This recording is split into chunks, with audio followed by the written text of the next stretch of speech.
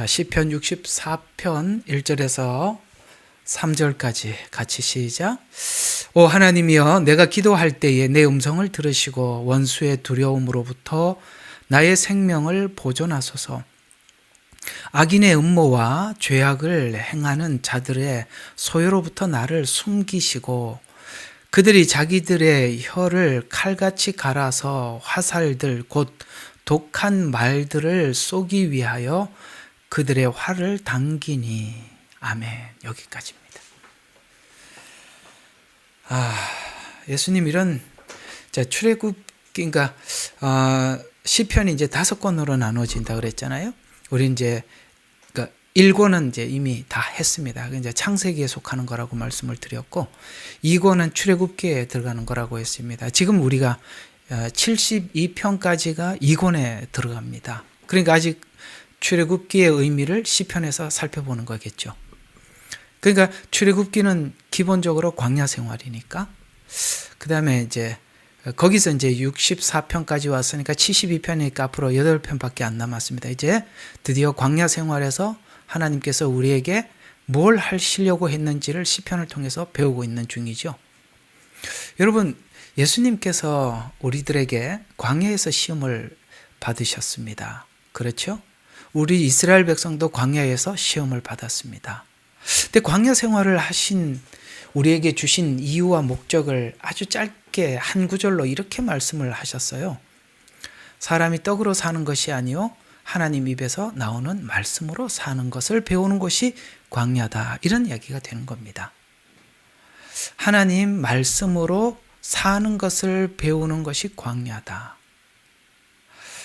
우리는 일반적으로 하나님을 알기 전에는 사람이 떡으로 산다고 생각을 하기 때문에 떡을 준비해야 된다고 생각을 합니다. 이 말은 돈을 벌어서 집을 사야 하고 그 다음에 음식을 준비해야 되고 내 힘으로 그런 것을 준비해서 살아야 한다라는 것이 기본적으로 하나님을 알지 못하는 보편적인 인생들이 추구하는 삶의 방식이라면 하나님께서 애굽에서 심은 것이 없는데 하늘에서 내려오는 만나를 먹게 하셔서 뭘 배우게 하느냐 하면은 그런 애굽에서 살던 법칙이 깨지게 만들고 하나님께서 주시는 양식을 먹고 사는 것을 가르쳐 줍니다.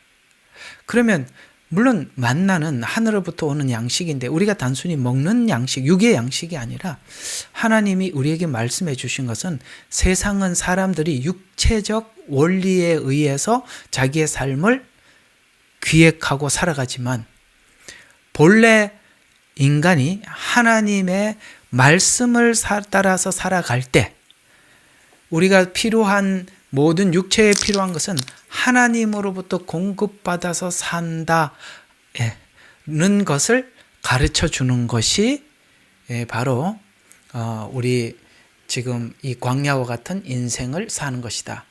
그래서 신자들에게는 누구나 이스라엘 백성들이 광야를 지나듯이 우리에게 이런 시간을 모두 허락하셔서 우리가 삶의 원리의 방법을 바꾸게 만드는 거죠.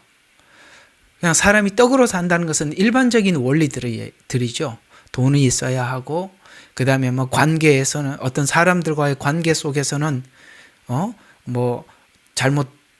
잘못된 엉뚱한 주장을 하면은 내가 가서 해명을 하고 뭐 이런 거겠죠. 보통 사람들이 살아가는 방식이 그게 이제 떡으로 사는 것이다라는 표현이고, 하나님 말씀으로 산다는 것은 우리가 하나님 말씀을 따라서 살 때 하늘에서 우리에게 육체적인 양식 혹은 우리가 살아가는데 모든 필요한 것을 하나님이 공급해 줄 뿐만 아니라 하나님의 원리에 의해서 사람들과의 관계, 사회생활 이런 것들을 추구하면서 살아가는 것이다 라는 것을 배우는 것이 광야다, 이렇게 말씀을 하고 있는 것입니다. 이제 우리가 이렇게 광야에서 살다 보면 뭘 배우게 되느냐면 분별을 배우게 돼요. 분별. 자, 이 분별이라는 단어를, 그 다음에 방어라는 단어, 이 두 단어를 오늘 잘 기억하시고 오늘은 큰 주제로 분별과 방어 이쪽에서 여러분들과 함께 나눠보려고 하는 것입니다. 여러분 시편 64, 그러니까 시편 63편, 그 앞에 있는 63편은 광야를 주신 목적이 뭐냐라는 거, 그러니까 목적을 설명한 시라면 64편은 우리가 광야를 지나며, 이제 저번 주에 배웠죠? 그 광야였습니다. 저번 주 주제가. 그걸 지나면서 뭘 배우냐? 성숙된 자리에서 성숙됐다는 것은 분별을 할 줄 안다는 것과 방어를 할 줄 안다는 것입니다. 자, 보세요. 우리가 아직 미성숙할 때는 공격이 주된 무기가 됩니다. 미성숙은 공격이 주된 무기가 되죠. 여러분 한번 젊었을 때 생각해 보십시오. 젊었을 때는 방어보다는 뭘 많이 하느냐면은 공격해서 자기를 지키려고 하죠. 맞죠? 예. 왜냐하면 공격해서 자기를 지키려고 합니다. 그러나 성숙하면 뭘 배우게 되느냐면 방어해서 자기를 지키는데, 그 방어를 하려면 분별을 해야 돼요. 이게 이제 하나님께서 광야에서 우리에게 가르치고 싶은 거거든요. 그래서 우리는 광야 이전에는 공격을 받으면 반응을 했지만, 광야를 지나간 사람들은 모든 상황을 분별하려고 합니다. 광야 이전에는 내가 나를 지키려고 했어요. 내가 나 스스로 지키려고 했지만, 광야를 지나면서 하나님의 말씀으로 산다는 것이 뭐냐면은 하나님이 나를 지키도록 맡기는 방법을 배우게 되더라. 이게 이제 광야 생활을 하면서 얻은 유익이라는 것이죠. 그러니까 다윗이 긴 세월 광야에서 배운 것이 뭐냐면은 분별과 지혜인데, 자, 그럼 분별과 지혜가 어떤 것들이냐면 이런 것들이겠죠.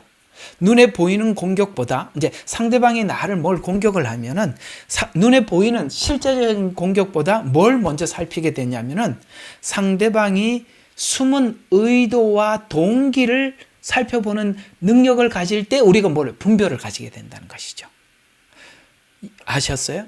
우리는 상대방이 칼을 휘두르면 칼밖에 못 보면, 왜 칼을 휘두르는지를 모르면 아무리 싸워도 이 싸움은 끝이 안 나겠죠.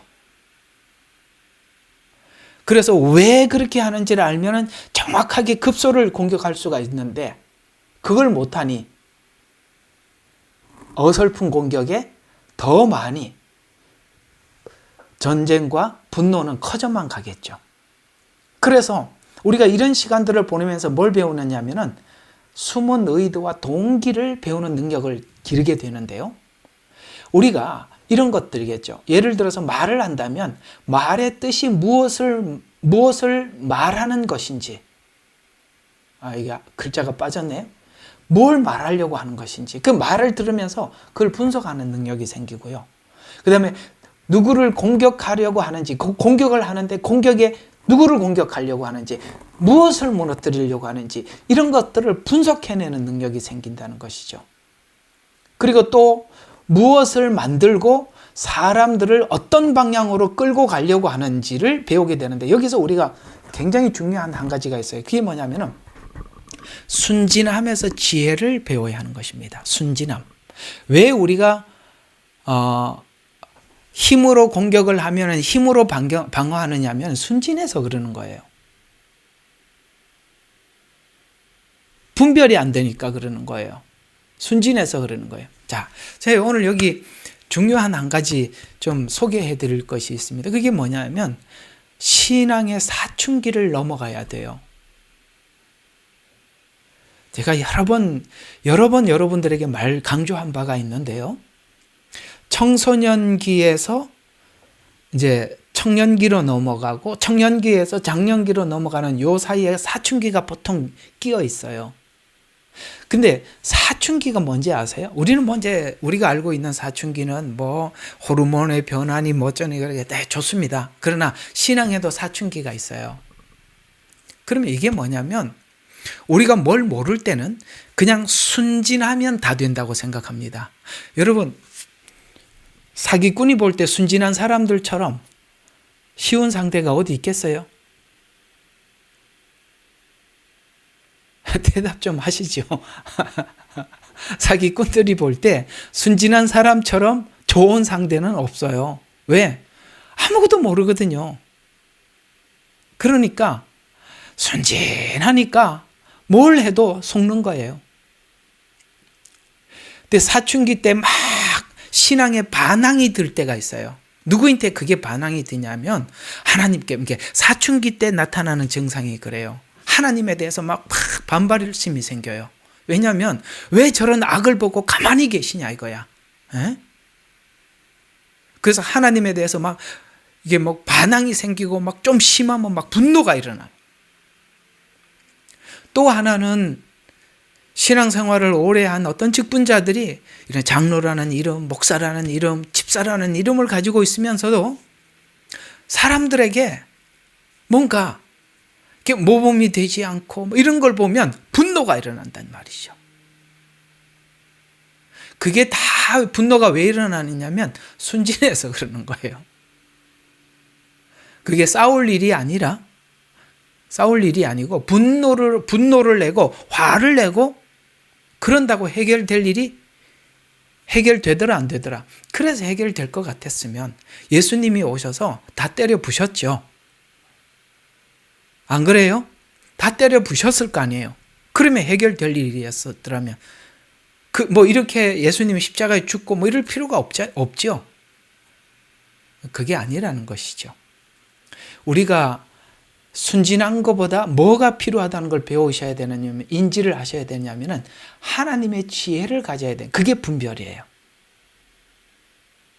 분별을 해야 하나님의 지혜를 가지게 되고 하나님의 지혜를 가져야 어디를 공격해야 되는지, 무엇을 방어를 해야 되는지 이런 것들이 분석이 되는 거예요. 왜냐하면 이것도 영적인 싸움도 싸움이기 때문에 이 싸움이라는 건 무조건 무력으로 하는 게 아니에요. 그렇죠? 전략이 얼마나 중요한지 몰라요. 우리가 순진하면 전략을 짤 줄 모릅니다. 하나님께서 이 광야라는 이 시간들을 쭉 보내면서 하나님의 지혜를 얻게 됩니다. 어떤 지혜? 말을 분석하는 지혜. 그 다음에 공격을 하면 뭘 공격하려고 하는지를 분석할 수 아는 지혜. 또 뭘 무너뜨리려고 하는 것인지 목적이 뭔지를, 그래서 뭘 무너뜨려서 하나님의 어떤 부분을 와해시키려고 하는지 이런 것들을 다 분석하는 능력이 생기더라는 거예요. 그런 사람들 보고 지휘관이라 그러죠. 그냥 힘만 센 사람들, 힘만 있는 병사들은 앞에 가서 싸우는 거고 진짜 실력 있는 사람들은 뒤에서 전략을 짜지 않습니까? 전략은 그냥 순진한 사병들한테 시키지 않고 고도로 훈련된 장군들이나, 아시겠죠? 전술 전략에 탁월한 사람들이 하듯이 말이죠. 우리 개개인이 그런 사람이 되려면 이 광야라는, 그래서 다윗은 사울에게 쫓기면서 압살롬에게 쫓기면서 그 수많은 세월을 보내면서 그는 이런 하나님의 지혜를 장착하게 됩니다. 또 뭘 배우게 되느냐면 모든 공격에는 공격이니까 무조건 다 공격을 해야 된다. 거기에 대해서 반응하지 않는 능력도 배우더라는 거예요. 우리가 순진하면 모든 공격에 힘으로 방어하겠지만, 그러나 모든 공격에 방어하지 않은 능력을 배우게 되는데, 모든 공격의 화살을 내가 모두 방어할 수 없다는 걸 배우게 되고, 오늘 여기 이제 시편 62, 63, 64편 쭉 보면 아 그렇구나, 뭘 배우느냐면 64편 고백들이 다 그거예요. 하나님이 막도록 두셔야 한다라는 것을 배우게 됩니다. 그 다음에 또 사람을 공격하지 않고 하나님께 숨는 지혜도 배우게 되더라. 이 64편을 보면 다 그런 거거든요. 하나님께 정말 숨더라. 또 그러니까 숨으니까 결국은 뭐예요? 전면에 나서 하나님이 말을 하고 하나님이 일을 하셔서 해결을 하시더라. 그리고 악은 내가 싸워서 무너지는 게 아니라 우리가 딱 배워야 되는 게 뭐예요? 악은 악에 의해서 무너지더라는 걸 배우는 겁니다. 시편을 보면 항상 그런 말이 나옵니다. 악은 악에 의해서 무너지더라. 이런 것들을 이게 배우려면 이제 이렇게 광야에서 배우게 되는 것이다라고 말씀을 하고 있습니다. 웬만하면 이 말을 안 하고 지나가고 싶은데 참 욥기하고 시편이 전 참 요즘 너무 잘 보여서 좋습니다. 왜 잘 보이는지 아시겠죠? 어쩌면 이렇게 잘 보이는지 모르겠습니다. 내일 또 욥기가 너무 재밌을 겁니다. 다들 들어오세요. 참 직접 겪어보니 이게 그냥 지나가는 말이 아니라 그냥 참 요즘 그런 생각이 들어요. 하나님, 욥기하고 시편 같은 거 저 설교하고 싶지 않습니다. 이런 말들이 요즘 그냥 입에 끝까지 차 나옵니다.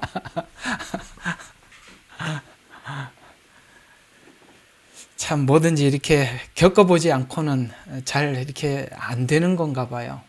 자, 계속 한번 보면, 그래서 성숙한 분별이 있고 성숙한 방언은 나를 살리고 상대를 살리는 능력이 돼요. 참 이게 어려운 지점이거든요.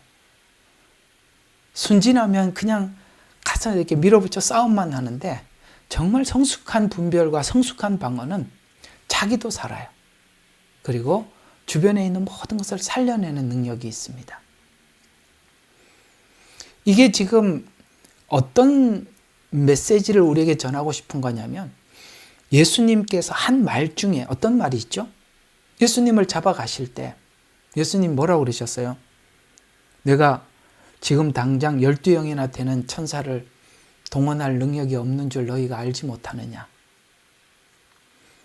예수님께서 능력이 없어서 그런 게 아니라 이 말입니다. 참 성숙한 분별이죠. 성숙한 방어입니다. 그것이 뭘 했습니까? 예, 우리 모두를 살려내는 능력이었지 않습니까? 참 귀한 거죠. 그러니까 우리가 예수님께서 했던 많은 상황 속에 이것저것을 다 말씀해 주고 있는 것입니다. 그래서 하나님의 일하심을 믿고 하나님 뒤에 숨어서 상대를 용서할 때까지, 그걸 넘어서서 사랑으로 믿고 바라고 참아주는 데까지, 그 고린도전서 13장에 있는 그 메시지 말이에요. 늘 외우고 읽지만 참 실제 상황이 왔을 때는 거의 할 수 없는, 그걸 하나님이 만들어내기 위해서는 오늘 이 다윗과 같은 이런 삶을 통해서 우리가 만들어져 간다는 것을 우리에게 말씀해 주고 있습니다. 왜냐하면 64편이 그 얘기들을 쭉 하고 있기 때문에. 이게 지금 64편 다 개론이에요. 신자로서 성숙해 실제 야고보서가 말씀하신 것 같이 우리의 삶이 언어에서, 그 다음에 경건한 삶에서 나타나 직접 싸우지 않고 가만히 서서 하나님의 싸우심을 믿고 기다리는 자가 되어서 사람의 공격에 무너지지 않고 하나님의 일하심을 기다리는, 참 이 훈련이 정말 아주 맹훈련이라고 볼 수가 있는데요. 사람의 공격에 무너지지 않는 것. 대부분 보면 우리가 사람을 조금이라도 기대하면, 여러분들이 있잖아요. 사람에 대해서 조금이라도 기대하면 그 기대한 것 이상으로 부풀어서 사단이 여러분들이 사람에 대해서 실망하게 해서 나도 모르게 이상하게 사람에게 실망을 하면, 이걸 아셔야 돼요. 사람에게 실망하면 하나님을 떠나게 돼요. 이 사람에게 실망을 했는데 하나님을 떠나게 돼. 목적이 그거란 말이에요. 사람에게 실망을 해서 하나님을 떠나게 만드는 게 목적이라는 거. 이해가 가요? 그 우리가 눈에 보이는 거는 사람이에요. 그러나 실제 목적은 다른 거라니까요.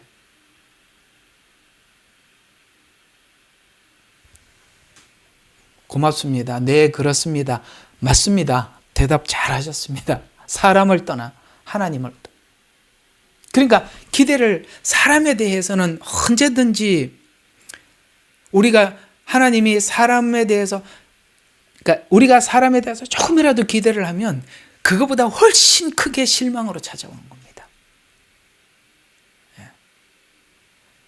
그러니 사람에 대해서는 어떤 기대도 하지 말아 주시기를 간곡히 부탁을 드립니다. 아시겠죠? 우리 모두가 성숙하기 위해서 함께 열심히 뛰고 달리고 있는 사람이에요. 누군가가 저 앞에서 제가 여러분들을 명령해서 여기까지 오시오라고 하는 사람도 아니고, 저도요, 지금 계속 나도 여러분들과 같은 대열에 서서 지금 뛰고 있는 중에 불과한 거예요. 그냥 제 역할이 메시지를 전하는 역할이기 때문에 전 전하면서 저를 돌보고 있고, 여러분들은 들으면서 돌보고 있을 뿐이지, 우리 같이 뛰고 있는 중이지.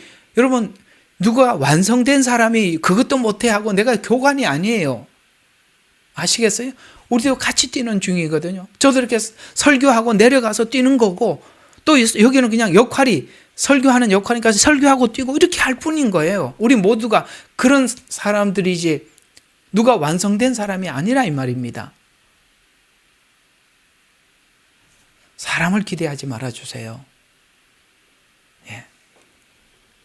그러니까 사람들이 좀 뭐 이래저래 보여도 절대 사람에 대해서 이런저런 이야기 하지 마. 여러분들도 인간이라는 걸 항상 잊어서는 안 돼요.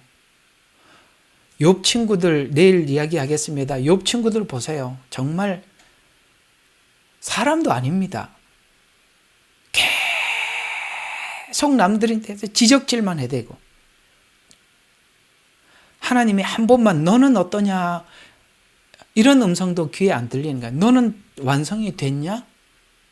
라고 한 번도 자기를 성찰하지 않아요. 남들을 공격할 땐 그렇게 신나는 거예요. 자, 그래서 지금 시편 61편부터 64편이 지금 광야를 지나면서 겪었던 이야기들을 다윗이 기록한 책인데, 61편부터 보면은 참 이렇게 봅니다. 자, 우리 이제 너무 똑같아, 우리 삶하고. 자, 61편에는 이 광야 생활이 너무 힘들어서 하나님께 살려달라고 부르짖었어요. 이스라엘 백성들 나와서 얼마나 하나님 앞에 원망했습니까? 그렇죠? 똑같은 이야기겠죠? 그러면서 부르짖으면서 깨달은 것이 뭐예요? 하나님은 단지 문제만 피하게 하지 않고 내가 무엇을 의지하고 있는지 드러내 보여준 것이 61편이라고 말씀을 해줬어요. 그렇죠? 내가 이 속에서 나오는 이 부르짖음이 크면 클수록 거기에 내가 그만큼 내가 믿고 의존하고 살았다는 것을 이야기해 주는 거예요. 예를 들어서 내가 돈을 무진장 좋아했으면 하나님이 돈을 가지고 가면 돈 때문에 부르짖더라는 거예요. 부르짖는 목소리가 큰 것만큼이나 그걸 내가 그만큼 의지하고 살았다는 것을 61편에는 먼저, 야, 네가 의지했던 것이 무엇인지 이제 알겠니? 라는 것을 광야에서 하나님 보여줬다는 거예요. 그게 61편 이야기예요. 두 번째는, 그래서 그걸 부르짖어 봤더니 사람을 의지하기도 했고 권세를 의지하기도 했고 재물도 의지하기도 했었다는 것을 발견한 그가 하나님이 이제는 더 이상 의지할 수 없도록 만들어서 뭐를 바라보게 했다? 하나님만 바라보게 하셨고, 저는 그렇게 생각해요. 부부싸움도 언제 끝나냐면은 서로 간에 의지하는 마음이 내려놓아질 때 서로 간에 부부싸움은 끝이, 기대감을 내려놓고 의지하는 마음을 내려놓을 때, 마음을 내려놓을 때 끝난다고 봐요. 다들 잘 하셨는 모양이죠? 아멘 하시면 좋을 텐데 다 해결했는 모양이죠? 예. 기대가 끝나고 의지하는 마음이 끝나면 여러분 자유자가 되고 모든 것에서 여러분들에게 자유를 하나님 주실 겁니다.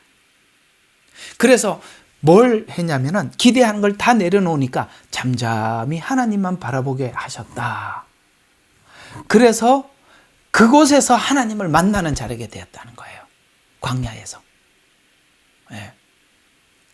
그 다음에 63편은 뭐냐면 광야에서는 사람도 없고 공급은 부족해도 뭘 배우느냐면 이런 게 없어. 이제 아무것도 도움이 없어도 하나님이 계시면 내 영혼의 만족을, 그러니까 내 영혼은 만족할 수 있음을 배우게 되더라는 거예요. 예. 그래요. 다 없어도 주님만 계시면 참 충분하고 만족하다. 이걸 이제 배우게 되더라. 그게 63편이에요. 그 64편에 이제 와서 딱 성숙한 자리에 올라왔죠. 이게 지금 64편이니까 64편에서는 이 이야기입니다. 그리고 마지막에는 나를 해치는 자들의 은밀한 공격 앞에서 내가 직접 싸우지 않겠습니다. 그리고 하나님께서 들어주시고 내 기도를 들어주시고 하나님이 판단해 주시며 하나님께서 갚으심을 내가 믿기 때문입니다 라고 믿음이 하나님께 완전히 옮겨져 버렸어요. 자, 61편부터 64편을 쭉 설명을 했어요. 그러니까 이 광야라는 과정을 쭉 지나가면서 내가 의존했던 것이 무엇인지 알게 되고, 그 다음에 하나님이 의존했던 것을 다 걷어가시고 하나님만 의지하게 해야 했더니, 하나님만 의지해야게 했더니, 우리 아까 사모님 기도할 때 시편 23편을 외웠습니다만 시편 23편이 뭐랍니까? 여호와는 나의 목자시니 내게 부족함이 없으리로. 나를 전 인생을 살고 다윗이 하나님 앞에 고백한 거야. 부족함이 없으리로다. 왜? 64편이 그렇잖아요. 하나님이 나에게 하나님 한 분으로 충분합니다 라는 것을 고백하게 된 것이 64편인데, 이건 다윗만의 이야기가 아니라 하나님이 택하신 신자들에게 이 길을 걷게 해서 누구나 이 고백 안에 하나님을 고백하도록 이끄심이 하나님의 큰 그림 속에 우리 인생 가운데 있더라라는 것입니다.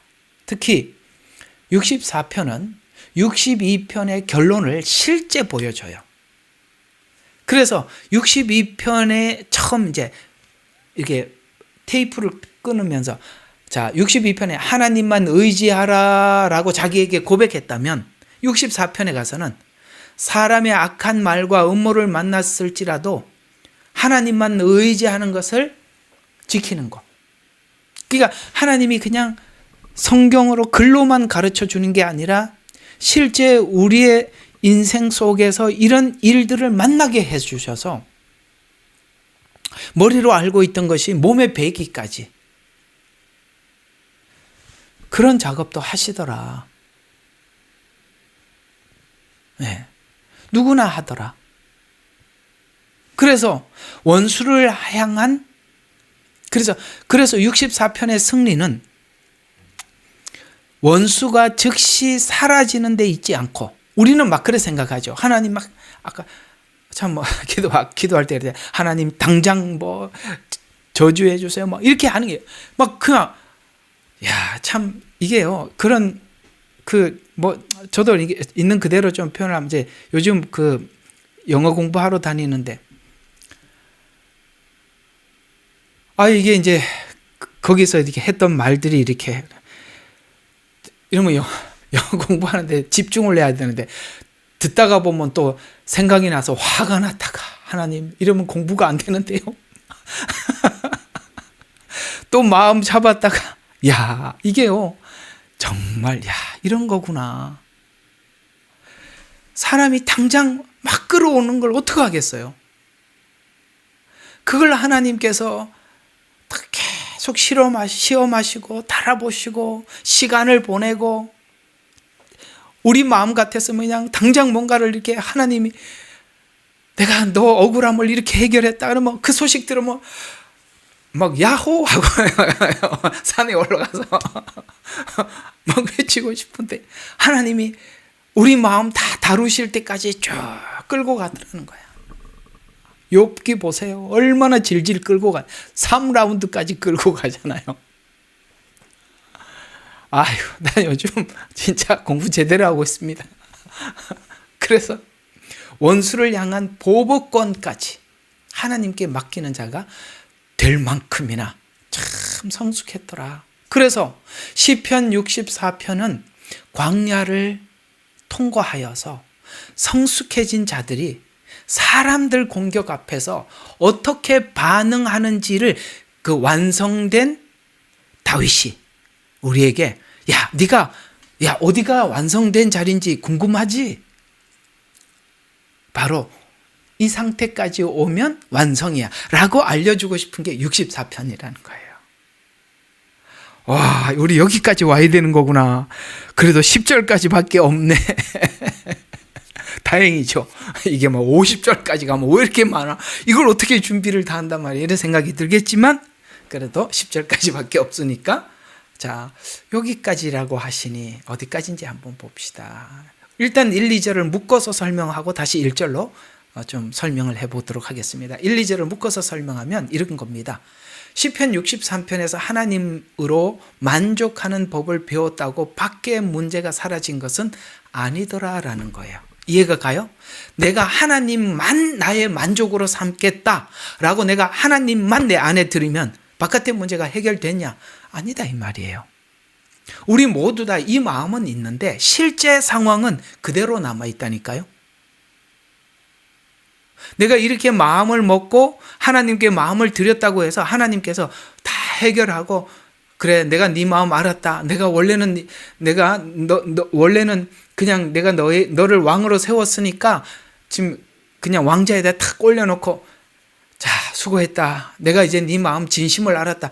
이래 주면 좋은데 내가 하나님께 고정하고 마음을 정하고 하나님을 의지하기로 하고 어떤 것도 의지하지 않기로 결정을 하고 하나님 앞에 딱 드렸으면 하나님이 이렇게 눈치를 우리가 살짝 보거든요. 하나님 제가 마음을 다 드렸습니다. 온전히 정했습니다. 그리고 하나님 어떡하나 아무것도 안 하신다는 거야. 상황은 그대로래. 그게 63편 이야기예요. 그러니까 그 얘기예요. 그래서 문제가 사라진 거예요. 그래서 다윗은 여전히 공격을 받고 있어요. 훈련을 통과한 후 공격을 받은 자가 공격을 대하는 뭐가 달라졌다고 다윗이 소개하고 있냐면 야 공격은 계속되고 있어. 그러나 내가 그 공격을 아까 대응하는 거랬잖아요. 그걸 우리가 어떻게 대응하는지 그 방식 그게 달라졌다고 소개해 주고 있는 거예요. 이게 바로 성숙한 거거든요. 다 누구나 공격을 받을 수 있어요. 그런데 자연인은 자연 그대로 있는 그대로 자기 성격대로 반응을 하지만 성숙을 하면 분별을 할 줄 알아요. 뭘 어떻게 행동해야 되는지 그걸 할 줄 안다 이 말이에요. 그래야 여러분들이요 영적 리더가 될 수 있어요. 아시겠어요? 지휘관은 분별을 할 줄 알아야 돼요. 그래서 미성숙한 사람은 이렇게 되는 겁니다. 사람에게 하소연하고 자기 이야기를 합니다. 이게 미성숙한 분명한 증거예요. 그러니까 내가 좀 억울한 일이 당하고 힘든 일이 생기면 늘 누구인데 가서 사람한테 말을 해요. 그래서 자꾸 그런 이야기를 해요. 내가 이렇게 속상한데 사람한테 말도 못해갖고 속 복장이 터진다고. 그걸 넘어가야 여러분 정말 훌륭한 주의 군사가 되고 성숙한 사람이 되거든요. 아직도 힘든 일이 있으면 쪼르륵 사람인데 쫓아가서 자기 속 이야기를 다 해야 된다라고 생각을 하면 그럼 아직도 그밖에 안 되면 그렇게 하세요. 그러나 여러분 나중에 사람인데 이야기한 것은 항상 부작용으로 돌아온다는 걸 꼭 기억하셔야 됩니다. 반드시 부작용으로 나타납니다. 사람은 여러분들의 그런 이야기들을 듣고 하나님처럼 도와줄 능력도 없고 아무것도 해줄 능력이 없어요. 나중에 괜히 그 관계만 나빠지게 만드는 거예요. 왜 여기서는 네라고 대답을 안 하십니까? 그렇다니까요. 당해보고 목사님 말이 맞네 하실 겁니까? 절대 그렇게 하지 마세요. 그리고 그런데 맛을 들이면 평생 하나님께 나가지 못합니다. 계속 사람한테 가서 말을 하러 가게 됩니다. 아시겠죠? 예. 그래서 사람들은 셀 목회는 그런 이야기를 합니다. 그런 일이 있으면 서로 나누고 기도 제목을 나누고 뭘 하고 그냥 그렇게 그쪽은 그렇게 하시라고 그러더라도 그러나 성경이 그렇게 말을 하니까 저도 이렇게 말할 수밖에 없는 것은 지금 성경의 답은 그렇게 주고 있거든요. 성숙한 사람은 먼저 하나님께 맡기고 사람에게는 입을 닫고 하나님께 입을 열고 부르짖는 형태로 나타난다. 그렇게 그러니까 이제 아까 1절 다시 밑에서 할 거예요. 그러니까 1절 보세요. 오 하나님이여 내가 기도할 때에 내 음성을 들으시고 원수의 두려움으로부터 나의 생명을 보존하소서. 누구에게 지금 고백하고 있어요? 하나님께. 하나님께.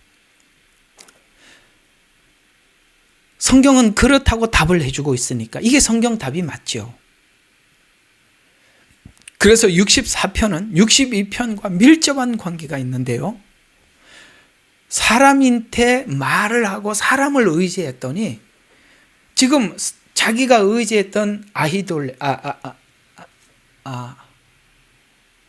갑자기 또 이름 생각이 안 나네. 이게 생각이 잘 안 나면 이거 안 좋은 거라 그러던데. 그 다음에 압살롬, 그 다음에 자기 옆에 있는 책사, 다 지금 압살롬을 도우러 갔잖아요. 그 책사가. 그러니까 그 말이에요. 그때 아는 거예요. 아마 그 책사니까 자기 속 이야기를 평생 다 했을 거예요. 근데 이제 드디어 다윗이 그렇죠. 고맙습니다. 아히도벨이구나. 다윗이 그걸 깨달았어요. 아까 이제 시편 우리 62편에 자주 얘가 말씀드렸던 거잖아요. 어디 62편에 뭐라고 나와요? 4절에 나오잖아요. 그들은 입으로는 축복하나 속으로는 저주하는도다를 사람을 의지하고 배운 거예요. 그래.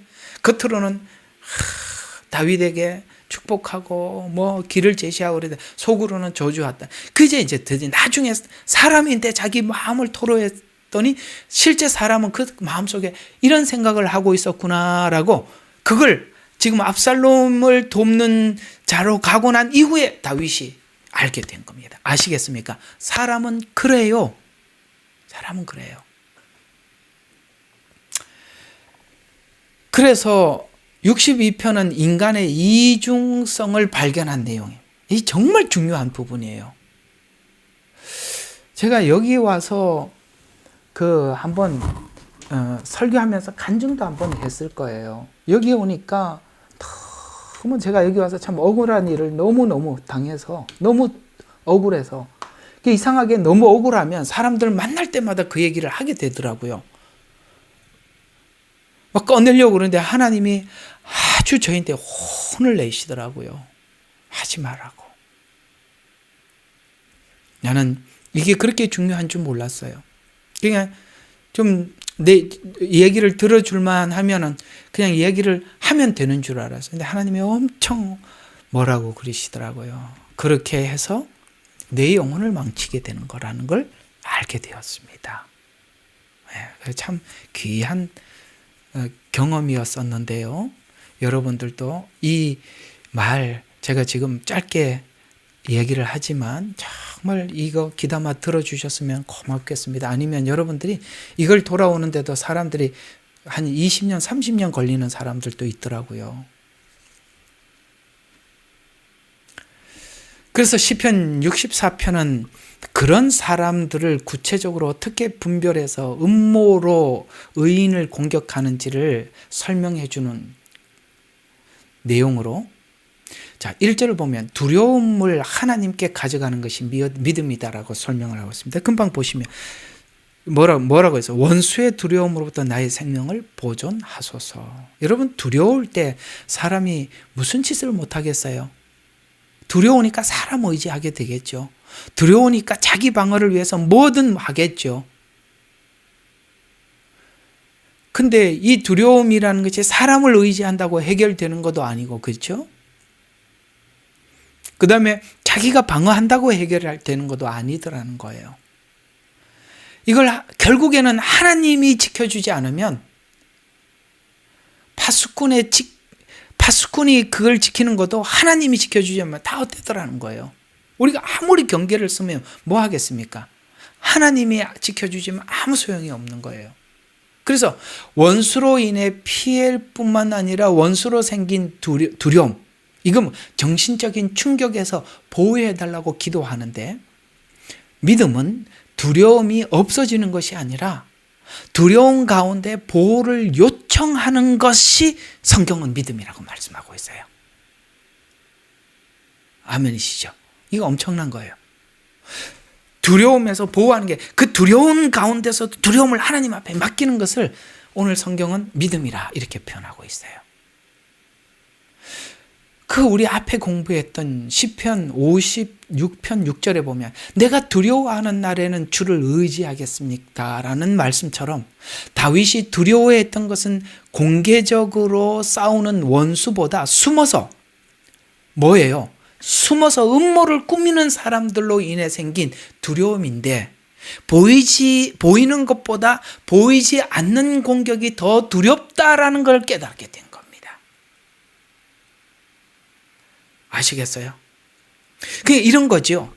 지금 현재 괴롭히는 그것보다 그 괴롭힘에 내가 넘어져서 그걸로 인해서 내가 화를 내서 내가 모든 상황을 깨버려서 그걸로 인해서 찾아오는 수많은 나에게 마이너스들, 영적인 마이너스, 이게 더 무섭다는 걸 깨닫게 된 거라 이 말이에요. 우리가 화가 날 수 있어, 그 판을 깰 수 있다 이 말이에요. 그러나 그걸 깨서 얻어지는 불이익, 그걸 깨서 얻어지는 영적인 마이너스들,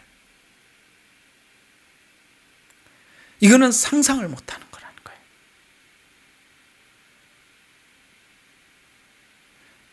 너무 중요한 메시지 아니겠어요? 여러분 그렇게 계산을 해보고 계시나요? 누가 자꾸 이렇게 싫어져. 우리 예레미야 눈물 미팅을 하는데 만나면 저 인간 꼴 보기 싫어. 다음번에는 올지 말지 고민해야 되겠어. 그래서 이제 한 발짝 쭉 멀어져 갑니다. 그러면 이상하게 여러분의 마음도 그 사람하고 멀어지면서 우리 예레미야 눈물 교회하고도 멀어지는 겁니다. 근데 거기다 누가 한번 기름을 슬쩍 붓네? 거기다 목사님이 또 설교 시간에 또 그걸 또 한마디 하네? 그래서 누가 봐도 그 마음이 상해서 멀어졌어. 근데 마이너스는 어디서 오더라? 다른 데서 오는 거예요. 그게 분별이라고요. 이해가 가요? 이렇게 해서 무엇을 놓치나를 보셔야 돼요.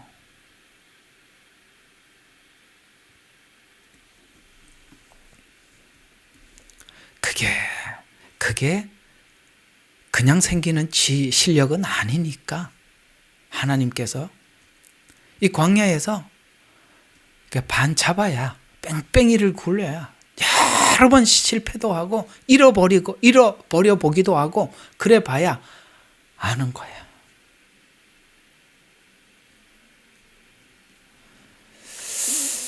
자, 그래서 꾸미는 사람들로 인해 생긴 두려움인데 보이지 않는 공격이 더 두렵다는 말로 신자가 살아가면서 모든 사람의 속 마음과 계획을 알아낼 수 없지만 하나님은 아시니까 이런 것까지 하나님께 맡겨 신뢰하는 믿음을 가질 때 하나님은 뭐예요? 만주의 주요 만왕의 왕이신 하나님 아니겠어요? 전쟁에 능하신 하나님이세요. 하나님이 얼마나 전략을 잘 짜시겠어요. 그러니까 하나님 뒤에 숨어서 하나님께 의지하고 그러다 보니까 이 시간을 하나님이 길게 보내라 그러면 그런 줄 알고 그냥 가면 되는 거예요. 그 시간을 통해서 하나님이 오늘은 1단계, 2단계, 3단계 이렇게 하나님 지혜를 점점 우리에게 분별과 지혜와 능력들을 하나님 부어주시는 거라 이 말이에요. 그걸 어디서 얻더라? 우리는 자꾸 이렇게 한순간 기도하면서 영적으로 확 이렇게 자꾸 그런 거 자꾸 꿈꾸지 마. 그러니까 힐링으로 이런 거 좀 그만해. 그건 한두 번밖에 안 주시는 거예요. 예? 자꾸 그런 걸로 얻으려고 그래. 그거는 내 속에 들어오는 게 아니라 바깥에서 움직이는 거예요. 그게 여러분들의 체험과 말씀이 이렇게 일치가 될 때 거기에 여러분 것이 완전히 자리가 잡는 거예요. 성경이 그러잖아요. 바울이 뭐라고 그랬습니까? 내가 일체의 비결을 하나님이 필링으로 준 게 아니라 배웠노라. 몸으로 다 견디면서 배웠다 이 말이에요. 배웠노라. 예? 그래서 휙 이런 거 좋아하지 말라고요. 자, 2절. 자, 2절까지만 하겠습니다. 악인의 음모와 죄악을 행하는 자들의 소요로부터 나를 뭐 해달라고요? 숨겨달래. 내 뒤에, 하나님 뒤에 숨겨달라 이 말이에요. 자, 이게 무슨 말이냐면 은밀한 음모 그리고 집단적으로 공격하는 자들을 향해서 악에는 두 가지 종류가 있는데 은밀한 음모를 꾸미는 것. 참 이게 제일 무섭지 않겠어요? 보이지 않는 곳에서 꾸미는 꾸미더라는 거예요. 그게 사단이 하는 여러 가지 방법들을 아셔야 돼요. 뭐 한다? 첫 번째, 모든 것을 음모를 꾸미더라. 그래서 예수님을 어떻게 잡아 죽일까? 의논하더라. 오케이? 음모를 꾸미더라. 두 번째 뭘 하더라? 집단적으로 연합하더라. 참 확 와닿습니다. 진짜 음모를 꾸미더라. 그 다음에 연합해 소동을 일으키더라. 이게 뭘 이야기하느냐면 악은 처음에 숨어서 시작하더니 의도는 다른 거라니까요. 의도는 다른 거라고. 말과 의도는 달라. 이번에 그 포항에 갔더니 우리 여기 예레미야 눈물방에도 우리 그 포항에 있는 분이 한 분 있거든요. 그 한번 사진을 하나 보여주는데 얼마나 기가 막히는지. 사실과 의도. 그게 이제 뭐였냐면, 그 그림 너무 재밌어요. 누군가가 막 군화 같은 신발로 막 이렇게 어린애들, 팔레스타인이 사람들에게 이게 사진으로 이스라엘 군인들로부터 억압받는 이런 사진들을 많이 보내는데 그게 사진 찍은 거 보면 얼마나 웃기는지 몰라. 이 자기 손으로 그 장화 같은 군화 같은 신발을 가지고 사실과 진실이구나. 그걸 가지고 막 이렇게 애 얼굴에다 이렇게 짓눌러. 그래갖고 요 팔이 여기 장화 속에 이게 군화 속에 들어가 있으니까 안 보이잖아. 그래갖고 막 인상을 막 찡그리고 이렇게 사진을 찍어. 그리고 뒤에 가서 사진을 찍으니까 자기가 여기 군화발을 가지고 이렇게 짓눌러서 웃으면서 찍어. 가까이서 찍으니까 이 그림 이해가 가요? 가까이서 찍으니까 누군가가 그 아이를 땅에다 밟고 막 발로 밟는 것 같아. 실제는 그렇지 않다는 거예요. 그 얘기예요. 의도와 아시겠어요? 목적하는 것과 사실과 그 다음에 의도는 다른 거예요. 다른 목적이 있단 말이에요. 이걸 순진하면 모른다 이 말이에요. 그래서 너희는 뱀같이 지혜롭고 비둘기같이 순결하라는 거예요. 아시겠습니까? 예. 그걸 두 가지를 다 소유해야 돼요. 살아보니까 지혜가 없으니까 순진만 하니까 많이 당하게 되더라고요. 참 많이 배웠습니다. 자, 계속 보면, 자, 악이 처음에는 숨어 시작하되 점차 모여서 의논하게 되고, 그 다음에는 의논을 하니까 뭘 해요? 만들어내고, 딱 예수님 십자가 못 박는 과정 가만히 생각해.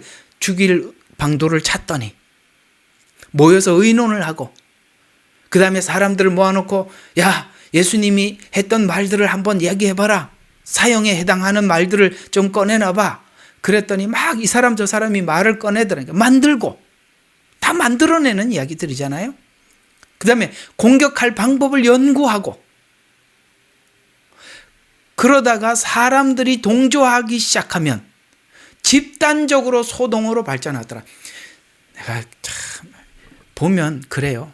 이 거짓말을 그렇게 하는데 밑에다 댓글을 달아주면 신이 나는 거야. 동조하는 거니까. 내일 저녁에 기대하세요. 그 욥기가 그 얘기를 하더라고요. 계속 좀 보시면 자, 이 상태에 다윗은 음모를 자기 지혜로 막아달라 하지 않고 하나님께 나를 숨겨달라고 기도를 하더라고요. 굉장히 중요한 부분이에요. 그죠? 전면에 나서고 싶은 생각이 꿀뚝 같지 않겠어요? 그런데 뭘 하더라? 하나님 나를 숨겨주십시오라고 기도하는데, 이는 하나님의 역사하심과 임재 앞에 자신을 맡기는 믿음으로 사람의 말과 음모를 피할 가장 안전한 장소는 사람이 아니라 뭐라고요? 하나님의 은밀한 장막이라고 고백하는 시편 31편 20절에 보니까 주께서 주의 은밀한 곳에 나를 숨겨 사람의 꾀에서 벗어나게 해주시고 사람들의 말과 다툼에서 면하게 해주십시오. 아주 명쾌하게 기록. 이게 이런 상황을 안 겪어본 사람들은 이게 눈에 안 들어오겠지만 이걸 겪어보면 야, 이게 답이구나 하고 그냥 확 들어올 거예요. 다시 한번 볼까요? 주께서 주의 은밀한 곳에 숨겨 사람의 꾀에서 은밀하게 작전을 하는, 여기서 벗어나게 하시고 사람의 말과 다툼에서 면하게 해주십시오. 그게 피난처가 어디라? 주의 은밀한 곳에 숨는 거예요. 그래서 오늘 여기는 하나님 저를 숨겨주십시오 라고 이야기를 하는 겁니다. 이건 뭐냐면 이런 겁니다. 이와 같은 형태의 문제가 교회에서 개인적인 불만이 은밀한 대화를 시작하다가 마치 나 좀 기도해줘. 나 이런 게 있어. 그러면서 기도 제목처럼 나누면서 부정적인 인식을 퍼뜨려 여론을 형성해서 큰 문제로 발전하게 되는데, 그러니까 참 이게 아이러니한 게 뭐냐면 참 힘들고 억울해서 사람들에게 기도해달라고 우리가 모여서 기도를 요청을 하는데, 기도를 요청하는 척 하면서 은밀한 음모를 꾸미고 있더라는 거야. 그러니까 성경이 이야기하는 게 예수님이 하신 말씀이 그거예요. 너희들이 하나님 앞에서 죄를 지은 게 뭔지 아냐? 금식에서, 구제에서, 기도해서. 아시겠어요? 이렇게 하나님 앞에 거룩한 것들이잖아요. 기도하는 거, 금식하는 거, 구제하는 거. 이런 거 얼마나 귀한 사역들이에요. 그러면서 구제하면서 왼손이 하는 일을 오른손이 모르게 해야 되는데 구제하면서 나팔을 불어서 자기가 사람들에게 인정받으려고 하고, 금식을 하면 기름을 바르고 다녀야 되는데 아이고 힘들어. 왜 그래? 금식 아마 30일째야. 이래가지고 그 하나님 앞에 해야 되는 이걸 가지고 사람들한테 마치 자기 종교성을, 하나님 자기 믿음을 사람에 자랑하는 듯하고, 지금 예수님이 그 얘기를 하고 있는 거잖아요. 예, 좀 내가 기도해줘. 왜 그러는데? 하면서 그걸 가지고 흔히 또 자기 이야기들을 하게 되고, 이런 거 하지 말라는 거예요. 그러니까 이제 우리는 이런 말들도 참 조심해야 되는 거예요. 그러니까 이걸 보세요. 이렇게 해요. 우리가 보통 보면 그렇게 개인적인 불만을 은밀한 대화로 하다 기도 제목처럼 나누면서 부정적인 인식을 퍼뜨려서 여론을 형성해서 큰 문제를 만들어서, 하나님께서는 이때 뭐라고 이야기하느냐면 방법을 이렇게 얘기해줘요. 마태복음 18장 5절에 보면 그렇게 하지 말고 내 형제가 범죄하거든 가서 너와 그 사람과만 상대하여. 아시겠어요? 이렇게 하고 여론 형성하지 말고 형제가 범죄하거든 너와 그 사람과만 상대해서 권고해라. 왜? 기도 제목이니 하면서 퍼뜨려서 일을 만드냐 이 말이에요.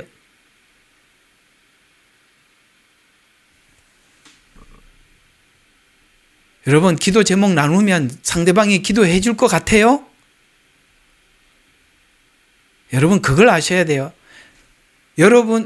보통 여러분 교회 교우들이 기도해 주세요 라고 하면 누가 그런 솔직한 고백을 하더라고요. 예, 기도하겠습니다. 기도해 드리겠습니다. 고백을 하도 많이 한데 한 번도 안 해줘가지고 내가 하도 자기가 양심이 걸려서, 하나님, 나중에 보니까 누가 기도해 주세요. 예, 기도해 드리겠습니다. 수많은 부탁을 받았는데 한 번도 기도해 준 적이 없대. 정말 양심 고백을 하는 거잖아요. 그래서 그분이 그런 이야기를 합니다. 그래서 누가 나한테 기도를 해달라 그러면 그 자리에서 해주고 온대요. 왜? 기도해드리겠습니다라는 거짓말을 더 이상 하고 싶지 않다는 거예요. 그게요, 자기 기도하기도 힘들어서 남의 기도 그게 하기 쉬운 게 아니에요. 근데 이 기도 제목이라는 것이 이렇게 악한 의도에서도 얼마든지 돌아다닐 수 있다는 걸 아셔야 돼요. 그게 분별이라고요. 해석을 악하게 하고 상대방에 대해서 늘 비난하는 이런 사람들한테 그런 기도 제목 꺼내놓지 마세요. 도리어 화살이 수십 개 같아서 다시 돌아옵니다. 항상 사단은 해석을 가지고 엉뚱하게 한다고 그랬죠. 그렇지 않으면 동조하는 사람들을 그렇지 않으면 동조하는 사람들을 모여들게 되고 공감하는 사람들이 모여서 음모가 소동으로 바뀌면서 사실과 다른 해석으로 해석이 추측으로 간다는 말이에요. 모든 해석이 추측해서 만든 해석들이라고요. 추측. 그러니까 이렇다. 그러니까 이렇다. 그러니까 마음이 악하니까 전부 다 추측하는 게 다 악한 거야. 그래서 예수님께서 하나님 나라의 말씀을 듣는 것이 너희에게는 허락되었으나 저에게는 안 됐다는 얘기가 예수님께서 뭔 말을 들으면서 그들은 어떤 생각을 하냐면 뭔 말 한마디 꼬투리 잡으려고 듣고 있었기 때문에 예수님께서는 바로 하나님 나라 비유를 씨 뿌리는 비유로 말씀을 하셨다고요. 그러니까 아무도 못 알아들어. 그러니까 제자들이 따로 묻잖아요. 왜 비유로 말씀하시나이까? 하나님 나라 비밀을 아는 것이 너희에게는 허락되었으나 왜? 저희에게는 허락되지 않아서 그들은 지금 은혜 받으려고 듣는 게 아니라 이 말이에요. 그게 분별이라고요. 주님께서 분별을 하셨기 때문에 많은 사람들이 와 있었지만은 그렇게 비유로 말씀하신 거예요. 왜? 개에게 주지 마라. 왜? 토한 것을 다시 먹을 거니까. 돼지, 진주의 값을 어떻게 알겠어요? 던지지 마라. 그래서 비유로 말씀하신 거예요. 하나님의 말씀을 아무 데나 막 남용을 하고 개, 돼지에게 막 주는 게 아니라 이 말이에요.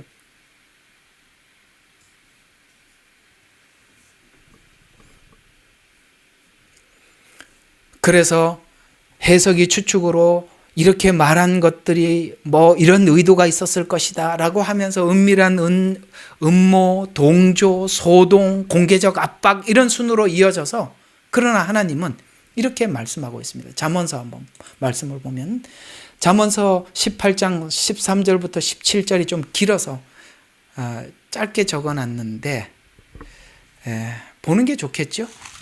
짧게 정리한 것보다. 자, 한번 읽어보는 게 훨씬 유익하니까 18장 13절에서 17절까지 한번 봅시다. 일을 듣기도 전에 대답하는 자는 미련하여 수치를 당하느니라. 다 듣고 이야기를 하란 말이에요. 그래서 다 듣고 이야기를 하라 이 말입니다. 예, 저도 반성을 합니다. 자, 사람의 영은 그의 병을 지탱하는 것이나 상처받은 영은 누가 견딜 수 있으랴. 예, 그래요. 이게 영혼의 상처를 받는 것은 정말 견딜 수가 없대요. 15절. 총명한 자의 마음은 지식을 얻고 현명한 자의 귀는 지식을 찾느니라. 아멘. 사람의 선물은 그에게 기회를 마련해주며 또 위대한 사람들 앞으로 그를 인도하느니라. 소송의 사유가 먼저 개진한 자가 옳은 것 같이 보이나 그의 이웃이 와서 그를 찾느니라. 제비를 뽑는 것은 다툼을 그치게 하며 힘 있는 자들 사이에 나누느니라. 자, 이거 해석을 적어 놓는 게 좀 편할 거예요. 자, 한번 보시면 상대의 말을 끝까지 듣고 판단하면 듣지 않고 판단하면 어리석은 결론을 내린다. 맞지요? 다 듣고 판단을 해. 그 다음에 육체의 고통보다 마음이 무너지는 것이 더 견디기 어렵다 이 말이에요. 영혼이 마음이 더 어렵다. 지혜로운 사람은 자기 생각만 믿지 않고 계속 듣고 배우려 한다. 그게 지혜라는 거예요. 그러니까 말이 많으면 허물이 면키 어려워. 말이 많으면 주기만 하지 자기한테 채울 게 없다 이 말이에요. 그러니까 지혜로운 사람은 자기 생각만 믿지 않고 계속 듣고 배우는 거예요. 그래서 듣는 게 중요하단 말이에요. 들으려 하고. 그러면서 또 한쪽 말만 들으면 이 말이에요. 한쪽 말만 들으면 그 사람이 옳아 보이지만 상대방의 설명까지 들어야 진실이 드러난다. 그러니까 누가 자꾸 자기 하소연을 하는데 그건 항상 왜 법정에서 변호사와 검사가 싸웁니까? 왜? 서로가 억울하다고 하니까. 그래야 진실은 드러나니까. 그래서 교회 안에 갈등을 다룰 때는 먼저 가장 중요한 것은 뭐냐면 한쪽만 이야기만 들어서 되는 게 아니라 끝까지 들어야 되는 거예요. 아시겠어요? 다 들어야 되는 것입니다. 듣는 게 중요해요. 하나도 안 듣고 자기 일방적인 이야기만 하잖아. 자, 이런 귀가 어디서 열린다? 네, 광야에서. 여러분들이 왜 광야 생활을 한다? 이런 지혜가 장착되려면 이런 곳이 아니면 되지 않는다. 광야는 뭐 하는 곳이다? 내 걸 빼고 하나님 걸 넣는 시간이다. 내 안에 뭐가 담겨 있는지도 알아야 하고 그래야 빼고 그래야 하나님을 담는다. 광야에서는 내가 아무 방법이 없는 곳이다. 광야에서 뭐 할 수 있는 게 아무것도 없는 곳이다. 자, 그래서 우리가 광야 같은 시간을 하나님이 허락하시는 겁니다. 아이고, 광야에 오신 여러분 고생하십니다. 우리 꼭 이렇게 이런 메시지를 전하니까 꼭 그런 상황을 겪으면서 전하게 하니까 참 어렵네요. 자, 우리 같이 오늘 찬송가 한 장 부르면서 틀어놓고 좀. 예레미야의 눈물은 시대에 맞는 말씀 선포와 변질되지 않은 순수 복음을 외치고 있습니다. 함께 연결되어 하나님께 예배드리며 이 마지막 때에 하나님께 쓰임받길 원하시는 분은 카카오 채널로 연락 주시면 연락드리도록 하겠습니다. 고정 댓글에 채널 경고와 착제에 대비한 예비 채널과 제2채널 링크를 올렸습니다. 이 채널 또한 구독 부탁드리겠습니다. 감사합니다. 우리는 역사상 가장 중요한 시점을 지나고 있습니다. 하나님께서는 하나님의 일을 하시기 전에 사람을 준비시키셨음을 우리가 알고 있습니다. 하나님 말씀은 마지막 때에 대추수, 대부흥의 때가 있다고 분명히 예언하고 있습니다. 아멘. 하나님의 말씀이 그대로 성취될 것을 믿습니다. 예레미야 눈물은 잠자는 교회와 영혼을 깨우기 위해 노력하고 있습니다.